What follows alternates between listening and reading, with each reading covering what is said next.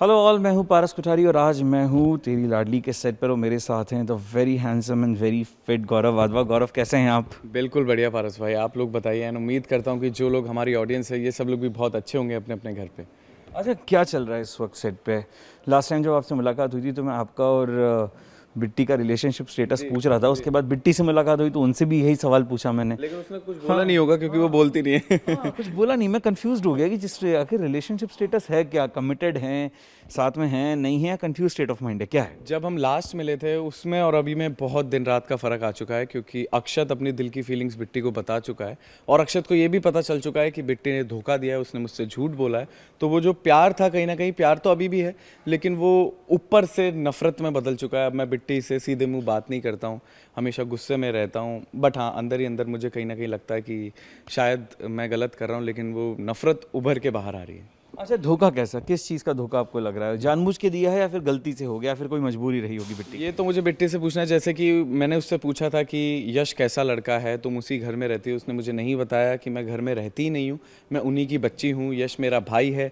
ये सारी चीज़ें मुझे बाद में पता चली जब यश मेरे घर में आके रहने लगा, तो मुझे पता लगा। एंड मैंने बिट्टी को बहुत सुनाया एंड हमेशा की तरह उसके पास कोई जवाब नहीं था, क्योंकि वो बोलती नहीं है। लेकिन इस बार वो सिर्फ रोती गई और मैं समझ गया कि हाँ, इसने मुझे झूठ बोला है।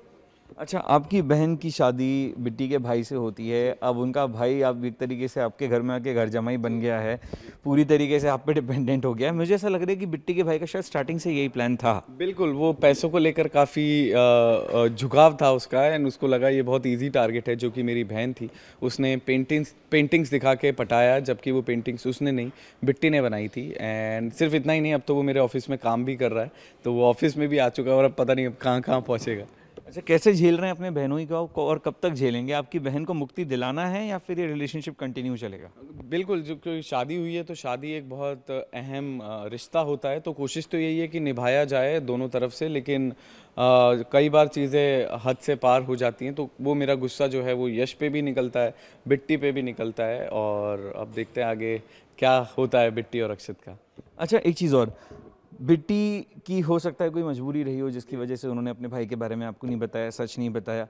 ये जो गलतफहमी है ये अब खत्म कैसे होगी? ये ख़त्म ऐसे होगी, कई सारे ऐसे सीन्स हम लोग शूट कर रहे हैं जिसमें मैं बिट्टी के लिए जो केयर करता हूँ वो बाहर आ जाती है और फिर अचानक से मुझे रियलाइज़ होता है नहीं नहीं नहीं, इसने मुझे धोखा दिया है। तो कोशिशें काफ़ी जारी हैं एंड वो भी अपनी तरफ से काफ़ी कोशिश कर रही है प्रूव करने की कि मैंने मजबूरी में झूठ बोला, मेरी इंटेंशंस गलत नहीं थे। लेकिन अब ये बिट्टी पे पूरा सब कुछ डिपेंड करता है कि वो कैसे मुझे कन्विंस कर पाती है कि वो सही थी। अच्छा गौरव, एक बार फिर से सर्ज आ रहा है कोविड केसेस का और हर रोज़ एक नया रिकॉर्ड बन रहा है एक्टिव केसेस का। How do you cope up with this? Actually जो भी ये सब कुछ हो रहा है ये देख के काफ़ी डर सा लगने लगता है। हम लोग तो रेगुलर टेस्ट कर रहे हैं, सेट पे टेस्ट हुए हैं।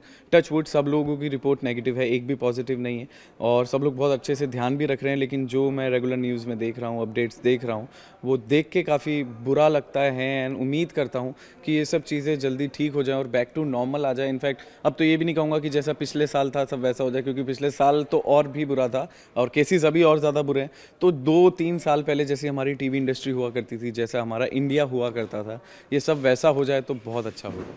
अच्छा, एक चीज़ और, अपने फैंस को आप क्या कहेंगे? क्योंकि बहुत सारे लोग हैं जो अभी भी लापरवाही करते हैं, बिना मास्क पहने बाहर निकल जाते हैं, गाइडलाइंस फॉलो नहीं करते हैं। All the fans of Ladli of Gaurav Wadhwa, what you want to tell to those people who are not following the guidelines? मैं हमेशा से ये कहता हूँ, मैं अपने इंस्टाग्राम लाइव्स पे भी यही कहता हूँ, क्योंकि मैंने भी ऐसे काफ़ी लोग देखे हैं।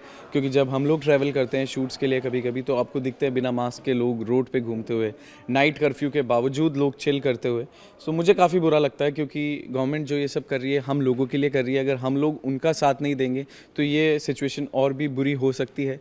आप लोग प्लीज़ अपने लिए नहीं तो अपने घर वालों के लिए, क्योंकि ये एक ऐसा वायरस है जो सिर्फ आपको ही नुकसान नहीं देगा, अगर आप में है तो और लोगों को भी नुकसान देगा। अपने मम्मी पापा के लिए, अपने भाई बहनों के लिए, अपनी बीवी के लिए, अपने बॉयफ्रेंड्स गर्लफ्रेंड्स के लिए आप लोग इतनी कोशिश कर सकते हैं कि कुछ थोड़ी सी चीज़ें अगर आप प्रिकॉशंस लें तो आप इससे बच सकते हैं और वापस इंडिया कोरोना फ्री हो सकता है। Thank you so much. Thank you.